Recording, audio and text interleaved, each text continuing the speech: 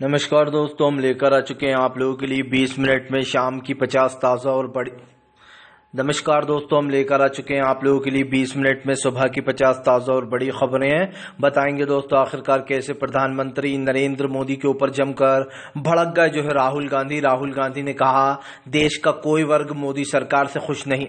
आखिरकार क्यों दोस्तों बीजेपी फिर से एक बार जो है करने वाली है जो है बड़ा खेल दोस्तों। जी हाँ, आपको बता दें हिमाचल में अभी भी सुर बदले हुए हैं विक्रमादित्य सिंह के। और क्यों आखिरकार दोस्तों प्रधानमंत्री नरेंद्र मोदी के ऊपर जमकर भड़क गए तेजस्वी यादव। तेजस्वी ने कहा सरकारों को गिराकर बनाना बीजेपी की आदत। मल्लिकार्जुन खड़गे को लीगल नोटिस भेजना पड़ गया दोस्तों, गडकरी को भारी जमकर भड़ास निकाली संजय रावत ने। तमाम मुद्दों पर होगी बात, लेकिन उससे पहले अगर आपने अब तक हमारे चैनल को सब्सक्राइब नहीं किया है तो जल्दी से कर लीजिए। पास में घंटी आएगी, इसको भी दबाइए ताकि हर वीडियो की अपडेट आपको मिल पाए। दरअसल दोस्तों आपको बताते चले बीजेपी की उड़ गई नींद। जी हां, बीजेपी के ऊपर जमकर गरजे राहुल गांधी। दरअसल राहुल गांधी का कहना है कि बीजेपी से कोई भी तबका खुश नहीं है, देश का कोई भी इंसान बीजेपी से बचा हुआ नहीं है। दरअसल दोस्तों राहुल गांधी की बात अगर देखी जाए तो सही भी है। मुसलमान बीजेपी से बहुत परेशान आ चुके हैं। दलितों को आप समझिए सरेआम गोली मारकर मारा जा रहा है, पिछड़ों को उनका हक नहीं मिल रहा है दोस्तों, आदिवासी परेशान है। और उसके बाद भी मोदी सरकार झूठ बोलती है कि हम तो सबका साथ सबका विकास। क्या दोस्तों सबके साथ सबके विकास में मुसलमान नहीं आते? क्या दलित नहीं आते? क्या दोस्तों पिछड़ा वर्ग नहीं आता? लेकिन आप मुझे बताइए कि मोदी सरकार इन लोगों के लिए क्या कर रही है? मुसलमानों के खिलाफ कांटे बिछा रही है, उनके लिए यूसीसी एनआरसी जैसी चीजें ला रही है। दलितों को सिर्फ बाबा साहब अंबेडकर का वोट लगाने पर गोली मार दी जाती है। हमारे दलित भाइयों को, हमारे आदिवासी भाइयों को उनकी जगह नहीं मिल पाती है। तो दोस्तों आप समझिए जो देश के हालात हैं उस पर राहुल गांधी जमकर तंज कसा और कहा कि कोई भी तबका मोदी सरकार से खुश नहीं है। आपको बताते चले दोस्तों फिलहाल नितिन गडकरी पर का वीडियो वायरल किया तो बीजेपी को लगी मिर्ची। अब नितिन गडकरी से भिजवा दिया लीगल नोटिस। दरअसल दोस्तों जब कोई सच्ची बात बोल देता है तो बीजेपी को वह हजम नहीं होती है, और ऐसा ही कुछ फिर से एक बार होता हुआ दिखाई दे रहा है। अब पूरा मामला क्या है हम आपको बताते हैं। दरअसल हुआ कुछ यूं दोस्तों कि नितिन गडकरी जो है उन्होंने एक वीडियो में इंटरव्यू दिया जिस वीडियो में उन्होंने मोदी सरकार की आलोचना की। और वो सच्चा वीडियो, ऐसा भी नहीं कि कांग्रेस ने झूठा वीडियो किया। लेकिन अब नितिन गडकरी ने एक नोटिस भेज दिया मल्लिकार्जुन खड़गे और जयराम रमेश को के साथ इन्होंने गलत तरीके से मेरा वीडियो प्रेजेंट किया है, बस उसका एक भाग। दोस्तों अब ये नितिन गडकरी समझा रहे हैं, जबकि नितिन गडकरी खुद जानते हैं कि वो आए दिन बीजेपी की आलोचना खुद करते रहते हैं। और वो कह रहा है कि सिर्फ वीडियो का इन्होंने एक हिस्सा पोस्ट किया है, उस पूरे वीडियो में मैंने कुछ अलग कहा है। जबकि दोस्तों आप समझिए वीडियो का एक हिस्सा करें या दो हिस्सा करें, आप वो बात तो बोल रहा हो ना कि आज किसान खुश नहीं है, गरीब परेशान है, मजदूर परेशान है, और जो है अस्पतालों की हालत ठीक नहीं है, स्कूलों की हालत खराब है। तो आप समझिए दोस्तों जो गडकरी ने कहा वही जयराम रमेश और मल्लिकार्जुन खड़गे ने उसको शेयर कर दिया। लेकिन दोस्तों अब बीजेपी को लग गई मिर्ची लोकसभा से पहले, और इसलिए लीगल नोटिस भिजवा दिया गया गडकरी से। हालांकि नितिन गडकरी जो है दोस्तों वो हमेशा सच बोलते हैं, उनकी ये खासियत रही है। और बीजेपी में वही और सुब्रमण्यम ये दो लोग ही ऐसे हैं जो अपनी सरकार को घेर लेते हैं। लेकिन अब नितिन गडकरी पर प्रेशर डाला होगा तो उन्होंने ऐसा किया कि आप माफी मांगे मुझसे। जबकि दोस्तों ये वीडियो बिल्कुल सच्चा है और ये वो भी कह रहा है, लेकिन वो कह रहा है कि इस पूरा वीडियो में मैंने कुछ अलग कहा है या आधा एक हिस्सा करा है। अब दोस्तों बीजेपी वाले तो क्या क्या अपलोड करते हैं और कांग्रेस को कैसे बदनाम करते हैं ये आपने देखा ही है। ये तो यहाँ तो सच्चा वीडियो करा गया है, लेकिन बीजेपी के लोग तो झूठे वीडियो उठलाते हैं। कभी कहते हैं पाकिस्तान के नारे लगाए इन लोगों ने, पाकिस्तान जिंदाबाद के, कभी कहते हैं कि कांग्रेस ने गाली दी, कभी कुछ कह देते हैं। लेकिन नितिन गडकरी ने जो बोला है कांग्रेस ने वही शेयर कर दिया। अब भाई छोटा हिस्सा हो या बड़ा हिस्सा हो, आपने वो बोला तो है, कोई वो पूरा वीडियो तो शेयर करेंगे नहीं कि आपने क्या क्या कहा है। आपको बताते चले दोस्तों प्रधानमंत्री नरेंद्र मोदी के ऊपर भड़क गया सद्दीन ओवैसी। ओवैसी ने बीजेपी को लिया आड़े हाथ। ओवैसी बोले उस देश के गरीब तबकों पर बीजेपी कर रही है जुल्म। दरअसल आपको बताते चले ओवैसी का कहना है कि इस देश के मुस्लिम, दलित और पिछड़ों के साथ बीजेपी ने अन्याय किया है। आपको बता दें ओवैसी ने बीजेपी पर निशाना साधते हुए कहा कि जब भी कुछ अत्याचार होना होता है तो फिलहाल माइनॉरिटी के जो लोग हैं उनके ऊपर ही किया जाता है।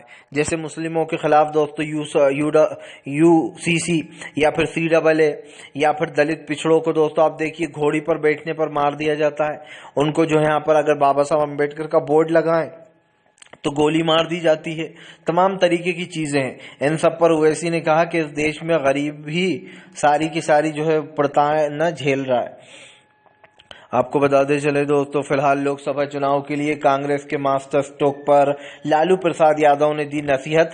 लालू प्रसाद यादव बोले अब ज्यादा समय नहीं बचा है, कांग्रेस पर थोड़े से भड़कते हुए भी नजर आए हैं। आपको बता दें, लालू प्रसाद यादव ने नसीहत दी है कि राहुल गांधी अब बंटवारा कर लें सीट शेयरिंग का, अब ज्यादा टाइम बचा नहीं है। उन्होंने कहा कि घूमना फिरना अब वो बंद कर दें। भारत जोड़ो यात्रा को आपको बताते चले दोस्तों बहुत प्यार मिला है लोगों का। तो लालू ने प्रसाद यादव ने यह भी कहा है कि राहुल गांधी अच्छा कर रहे हैं, लेकिन उनको अब सीट शेयरिंग पर बात करनी चाहिए। जिन लोगों से सीट शेयरिंग का फॉर्मूला तय नहीं हुआ उनसे कर लेना चाहिए, क्योंकि अब लोकसभा चुनाव में दोस्तों देखा जाए तो वाकई में अब ज्यादा वक्त बचा नहीं है और कई बहुत सारी जगह ऐसी हैं जहां पर बात नहीं बन पाई है। जैसे पश्चिम बंगाल में अब तक कुछ पता नहीं है कि क्या हो रहा है, ना ममता बनर्जी की तरफ से कुछ बयान आया है। उन्होंने तो ये साफ कहा था कि वो अकेले चुनाव लड़ेंगी, और यही कारण है जो इन सब चीजों पर तलखा टिप्पणियां की जा रही हैं। लेकिन एक चीज तो साफ है कि फिलहाल यहाँ पर ये चीजें सामने आ रही हैं कि जल्द से जल्द सीट शेयरिंग को लेकर कांग्रेस बात कर ले। अब कांग्रेस बात करती है या नहीं ये तो आने वाला वक्त बताएगा, लेकिन अब हम देखते हैं कि फिलहाल आगे क्या होता है यहाँ पर, क्योंकि सीट शेयरिंग एक बड़ा फॉर्मूला है। आपको बता दे चले दोस्तों, फिलहाल भारतीय जनता पार्टी के पास और कुछ काम नहीं, दूसरों के विधायक तोड़ तोड़ कर अपनी पार्टी में लाना, ये बीजेपी की पुरानी आदत। भड़क गए तेजस्वी यादव। जी हाँ, दरअसल आपको बता दे चले दोस्तों, बीजेपी हर जगह लोगों को तोड़ने में लगी हुई है, महाराष्ट्र से लेकर तो दोस्तों हिमाचल तक। आप देख लीजिए, बीजेपी दोस्तों चुनाव से पहले विपक्ष को खत्म करने की पूरी साजिश में है, क्योंकि उसको पता है दोस्तों कि अगर मोदी को तीसरी बार लाना है तो विपक्ष को मिटाना पड़ेगा। और दोस्तों तीसरी बार अगर विपक्ष को मिटाकर मोदी सरकार आई तो फिर वो विपक्ष को खड़ा ही नहीं होने देगी। फिर उसके मन में लालच आएगा कि अब चौथी बार भी हम आए। आप देखिए आज बीजेपी के पास क्या नहीं है। बीजेपी के पास दोस्तों तमाम फौज है, मिलिट्री है, ईवीएम है, ईवीएम में बनाने वाली कंपनी में बीजेपी के 4-4 लोग भरे हुए हैं, अदालतें हैं, तमाम चीजें बीजेपी के कंट्रोल में है। इसी को लेकर जमकर भड़ास निकाली है उन्होंने। तेजस्वी यादव ने कहा कि बीजेपी ने देश के लोकतंत्र को खत्म कर दिया। वो आज खास कर सरकारें गिराकर सरकारें बनाना या विधायकों को तोड़कर अपनी पार्टी में ले जाना, ये बीजेपी की आदत हो गई है। तेजस्वी ने इस पर सवाल भी उठाया। उन्होंने कहा कि फिलहाल इस चीज पर सोचना चाहिए सबको, और दोस्तों सोच भी ऐसी रखनी चाहिए कि हाँ ये चीज सबसे बड़ी हो रही है। और हमारा देश में दोस्तों आज क्या चल रहा है ये किसी से छुपा नहीं है। प्रधानमंत्री हो या विपक्ष के नेता हो, ये बहुत बड़ी बात होती है कि आज ये जो तमाम चीजें हो रही हैं दोस्तों, ये कहीं ना कहीं सोचने वाली चीज है और इस पर विचार विमर्श होना चाहिए। आपको बता दें चले दोस्तों, भारतीय जनता पार्टी को लगा बड़ा झटका, बीजेपी के ऊपर दोस्तों बिखर गए जो है यहाँ पर दोस्तों एक बार फिर से अखिलेश यादव। अखिलेश बोले पीडीए के सामने टिक नहीं पाएगा बीजेपी का कोई भी जाल। दरअसल आपको बता दें चले, अखिलेश ने दावा किया है कि पीडीए के सामने बीजेपी टिक नहीं पाएगी। अखिलेश यादव ने दावा किया है कि बीजेपी की बेईमानी और खास कर बीजेपी लोकतंत्र की हत्या कर रही है। उन्होंने कहा कि क्या देश के लोकतंत्र को जिस तरीके से बर्बाद किया जा रहा है वो लोगों को दिखाई नहीं दे रहा। उन्होंने कहा कि जनता सब देख रही है, आने वाले लोकसभा में बीजेपी को सत्ता से बाहर कर देगी। अखिलेश यादव ने कहा कि इस देश की जनता ने देखा है बीजेपी का कार्यकाल, 10 साल में बीजेपी ने कोई देश का विकास नहीं किया, सिर्फ लोगों को जो है यहाँ पर पेपर लीक किया है, युवाओं का सपना तोड़ा है। और उन्होंने कहा कि अब उत्तर प्रदेश पेपर लीक प्रदेश बन चुका है जहाँ की सरकार नाकाम है। अखिलेश ने तो यहाँ तक कह दिया कि पेपर लीक में सरकार का ही हाथ होता है ताकि नौकरियां ना देना पड़े। आपको बता दें दोस्तों, पेपर लीक एक बहुत बड़ी गंभीर समस्या है और ये चीज बंद होनी चाहिए, लेकिन अब तक हो नहीं पाई है। आपको बताते चले दोस्तों, सुक्कू सरकार की बीजेपी को चेतावनी, कहा पूरे 5 साल पूरे करेंगे हम, 5 साल से पहले नहीं हटेंगे। आपको बताते चले दोस्तों, हिमाचल की सरकार पर अभी भी संकट के बादल मंडरा रहे हैं। उन 5 विधायकों की सदस्यता को लेकर काफी कुछ चेंजेस हुए हैं, लेकिन दोस्तों आपको बताते चले मुझे इसके पीछे विक्रमादित्य का ही हाथ लग रहा है और उनकी मां जो है दोस्तों, क्योंकि वो 5 विधायक आपको बता दें उन दोनों के करीबी हैं दोस्तों, काफी करीबी माने जाते हैं। अब ऐसे में दोस्तों जब प्रतिभा सिंह और उनके बेटे चाहते थे कि प्रतिभा सिंह सीएम बने, मतलब कि वो जो उनकी माताश्री हैं दोस्तों, उनके बेटे उन्हें विक्रमादित्य उनको बनाना चाहते थे सीएम फेस, लेकिन कांग्रेस ने सुखविंदर सिंह सुक्कू को चुना। इसका एक बहुत बड़ा रीजन था दोस्तों सुक्कू को चुनने का, क्योंकि उस वक्त सुक्कू भी अपने विधायकों के साथ थे और बताया जा रहा था अलग गुटबाजी हो गई। लेकिन आप एक चीज को समझिए दोस्तों, इस वक्त जो ये गुट हैं जो बांटने का काम करते हैं, दरअसल दोस्तों सब जानते हैं कि जो सत्ता पक्ष में होता है उसके पास बेपनाह ताकत होती है, अपार ताकत होती है, पैसों की भी ताकत होती है, पुलिस भी, बीआरएफ के जवान भी, तमाम कोर्ट अदालतें भी उसके कंट्रोल में होती हैं। इसलिए आप समझिए अगर वो सरकार गिराना चाहे तो बहुत इजीली गिरा देता है। बड़ी ही मुश्किल से अशोक गहलोत जैसे जो मजबूत नेता होते हैं वो अपनी सरकार बचाते हैं जिनके पास आंकड़ा अच्छा होता है। लेकिन हिमाचल दोस्तों क्योंकि एक बहुत छोटा शहर है, वहां पर सिर्फ ज्यादा 68 सीटें थी, उसमें 40 कांग्रेस के पास हैं, 25 बीजेपी के पास थी। लेकिन अब बीजेपी ने गोटी घुमाकर 35-35 का आंकड़ा बराबर कर लिया है, मतलब कि 35 बीजेपी के पास है और 35 इनके पास है। लेकिन वो तब हैं जब इन 6 विधायकों की सदस्यता वापस बहाल हो जाए। लेकिन स्पीकर ने तो इन 6 की सदस्यता रद्द कर दी है। हालांकि ये 6 के 6 हाई कोर्ट या सुप्रीम कोर्ट अगर जाते हैं दोस्तों तो आप समझिए फिर इनको जो है यहाँ पर हाई कोर्ट सुप्रीम कोर्ट अगर ये चले गए तो इसका मतलब ये है कि उनको वहां से रिलीफ मिल सकता है, और अगर रिलीफ मिल गया तो फिर कांग्रेस की सरकार गिर जाएगी दोस्तों। लेकिन हम आपको बताते चलें, जैसे कि मैंने कहा है, क्योंकि मुझे कोर्ट पर, मैं सच कह रहा हूँ, कोर्ट पर जब केस जाते हैं इस टाइप के तो मुझे उन पर भरोसा नहीं रहता, क्योंकि अब तक जो मैंने देखा है हमेशा विपक्ष के खिलाफ ही फैसला आया है और सरकार गिरवा दी जाती है। जबकि कोर्ट को ये करना चाहिए कि ऐसे बेईमान नेताओं को दोस्तों निष्कासित अगर स्पीकर करता है तो कोर्ट को साफ कहना चाहिए कि हम इसमें दखल अंदाजी नहीं कर सकते, ये फैसला स्पीकर का है, ये है होना चाहिए कोर्ट का फैसला। लेकिन हमने देखा कि कैसे जब कमलनाथ के जो लोग थे दोस्तों जब उन्हें छोड़कर गए तो रंजन, उस वक्त दोस्तों यश बोबड़े सुप्रीम कोर्ट के जज हुआ करते थे, और यश बोबड़े के तो क्या कहने, वाह भाई, एक के बाद एक फैसले बीजेपी के हक में दिए उन्होंने। इससे पहले रंजन गोगोई थे, वो भी बीजेपी के ही हक में सारे फैसले देते थे। खैर इन लोगों के ऊपर तो टैग लगा ही है बीजेपी का कि जज के रूप में बीजेपी के कहीं ना कहीं फैसलों को बढ़ावा देते थे, और यही कारण है जो एक बार फिर से अब ये मामला अदालत पहुंच सकता है। आपको बताते चले दोस्तों, भारतीय जनता पार्टी के ऊपर गरजे संजय रावत। संजय रावत बोले आखिरकार क्या गलत कह दिया मल्लिकार्जुन खड़गे और जयराम रमेश ने। नितिन गडकरी जो बोल रहे हैं वो सही बोला है, और अगर उन्होंने अब नोटिस भेजा है तो उन्होंने कहा कि ये सही नहीं है। दरअसल आपको बताते चले मल्लिकार्जुन खड़गे ने नितिन गडकरी का एक वीडियो वायरल किया जिसमें शेयर करते हुए गडकरी कह रहे हैं कि आज अस्पतालों की, स्कूलों की हालत ठीक नहीं है, लोग बेरोजगारी से परेशान हैं, देश का किसान और गरीब जो है वो बहुत ज्यादा दुखी है। इन चीजों के बयान उन्होंने खुद नहीं किया, जब इस वीडियो को शेयर किया तो बवाल मच गया और नितिन गडकरी ने लीगल नोटिस भेज दिया कि आप माफी मांगो मुझसे, वरना मैं कानूनी कार्रवाई करूंगा।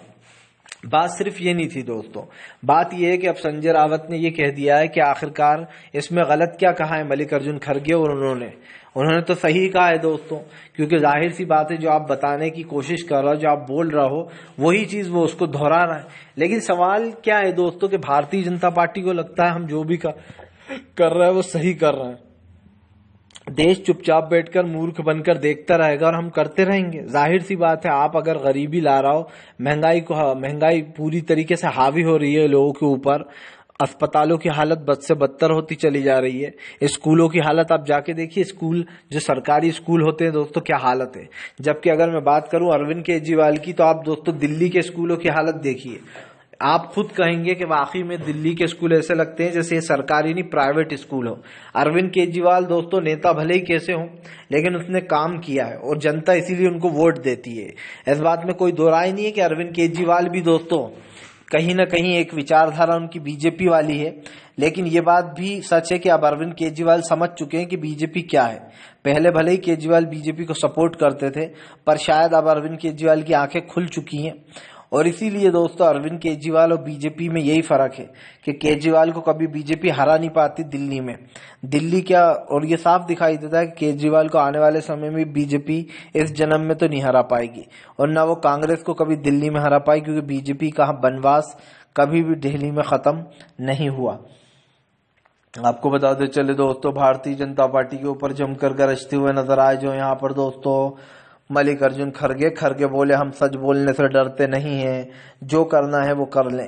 दरअसल आपको बताते चले दोस्तों, मल्लिकार्जुन खड़गे ने कहा कि हमने कुछ गलत चीज शेयर नहीं की। उन्होंने कहा कि जो सच है, जो उन्होंने बोला था, हमने तो वही चीज बताई है। दरअसल आपको बताते चले, अब खड़गे ने सरकार पर सवाल उठा दिया। खड़गे का कहना है कि आखिरकार नितिन गडकरी जी ने जो बोला हमने वही बताया। अब इस सरकार को इतना बुरा क्यों लग रहा है? दोस्तों एक बात तो साफ हो चुकी है कि नितिन गडकरी जो है वो सरकार के प्रेशर में आकर लीगल नोटिस भेजा है खरगे को, लेकिन उन्होंने साफ कह दिया है कि फिलहाल उन्हें कोई फर्क नहीं पड़ता। अगर बाई चांस ये सारी चीजें हो रही हैं और ये भेजा भी जा रहा है दोस्तों, तो इससे उन्हें कोई मतलब नहीं है।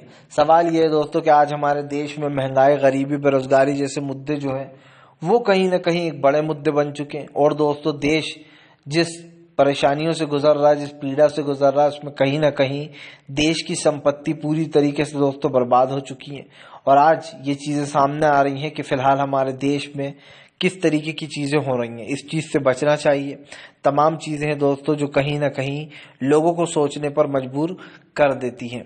आपको बताते चले दोस्तों, फिलहाल भारत में हो गया बहुत बड़ा कांड। स्पेन से आई महिला के साथ दोस्तों दुष्कर्म हो गया है। दरअसल आपको बताते चले दोस्तों, कल एक न्यूज ने काफी सुर्खियां बटोरी, लेकिन ये हमारे देश के लिए बहुत ही अफसोस की बात है दोस्तों कि हमारे देश में कोई दूसरे देश से टूरिस्ट घूमने आया और उसके साथ गैंग रेप कर दिया गया। आपको बता दें घटना झारखंड की है। बताया जा रहा है पहले वो बांग्लादेश में घूमने गई थी, जो स्पेन की लेडी हैं।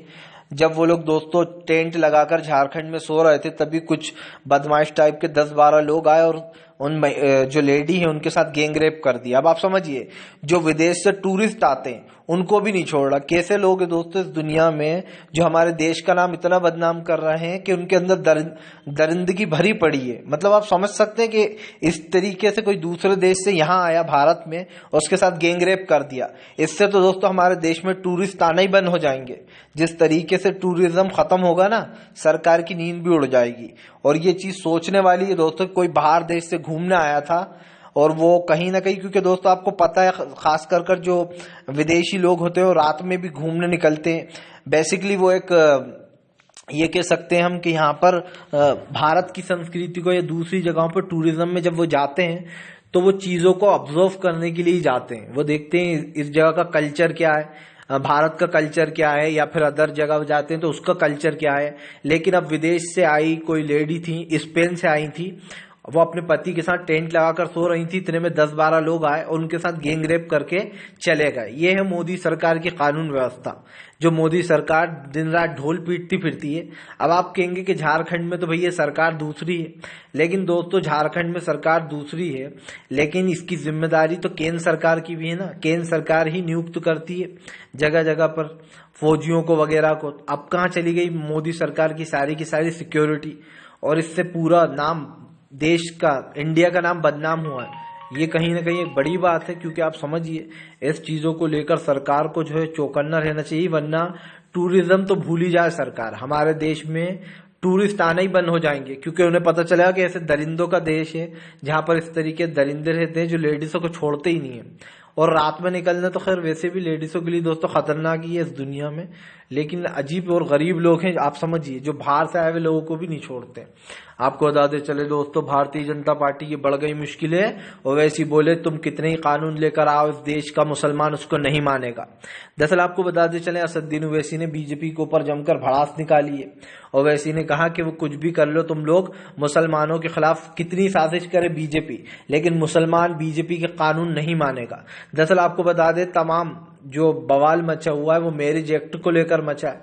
बताया जा रहा है यूसीसी जो कानून लाया गया है मुस्लिम एक्ट के तहत, उसमें निकाह को लेकर जो बातें की गई हैं ओवैसी उस पर लगातार भड़क रहा है और उस बिल को वापस लेने की बात भी कर रहा है। असदुद्दीन ओवैसी ने कहा कि मुसलमानों में निकाह किया जाता है और हम उसी तरीके से निकाह करेंगे। दरअसल इसमें कुछ बड़े बदलाव किए गए जिसको लेकर ओवैसी भड़के हुए हैं।